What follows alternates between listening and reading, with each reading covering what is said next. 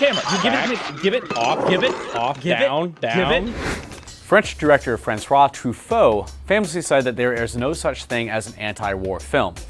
His theory was that depictions of war in the cinema can't help but make combat look exciting even if you were against it, and thus ruin whatever intent the filmmaker might have had to instill an anti-war message.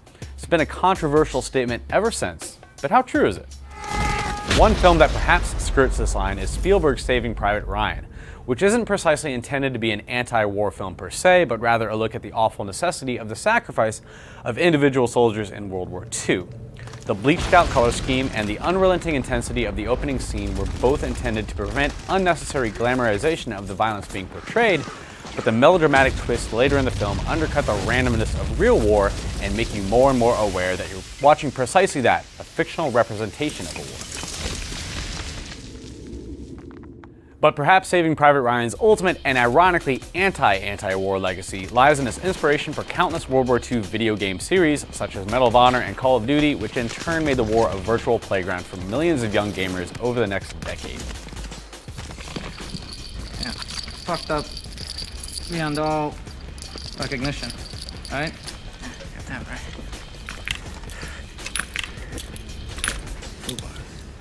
Oh. A more recent example of a film that's intended to be anti-war but winds up making it look fairly exciting is Avatar. That's him. Get after him. This is a movie that makes its humans villains so unrelentingly evil that you lose any sense of moral subtlety and simply become fascinated by all the awesome tech that they have at their disposal. I mean, would you rather ride around on a bird or pack one of those awesome mech suits or a billion-dollar hella fighter?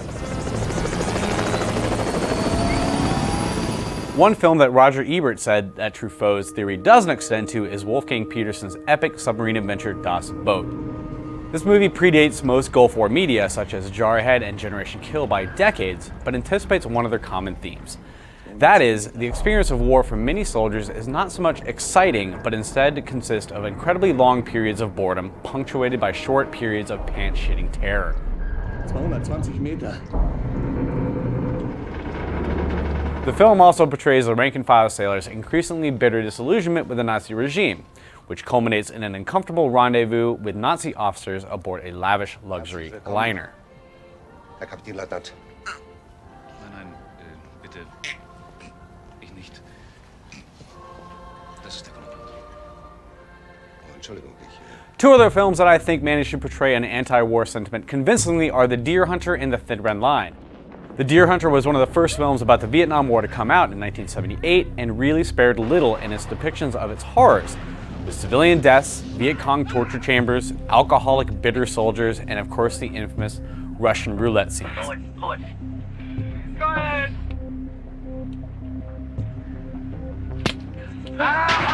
It's a film that made the experience of war seem like something that would inevitably lead you to become a mere shell of a man, incapable of enjoying even the simple pleasure of hunting that once enthralled you and awkwardly singing God Bless America in a bar to memorialize your dead friends. God bless America, my home, sweet home. The Thin Red Line, for its part, portrays most of the men in command of its army as career-oriented blowhards, willing to let their soldiers die for the sake of another medal on their own chest.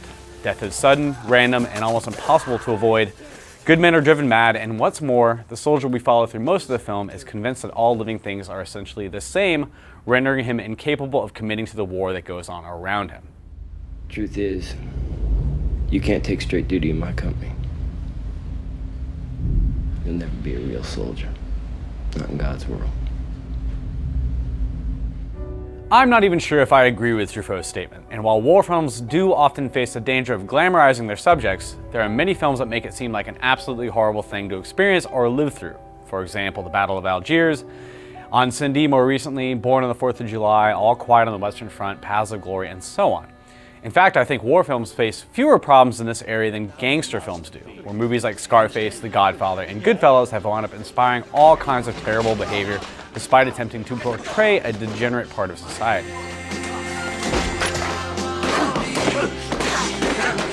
But I'm curious to hear about what you think.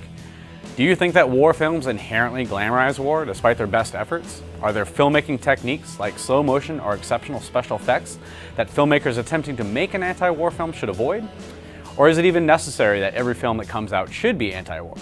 I'm curious to know what you think about all these issues, so please do leave a comment down below and we'll continue the conversation in there. Thanks, and we'll see you again soon on Screen.com.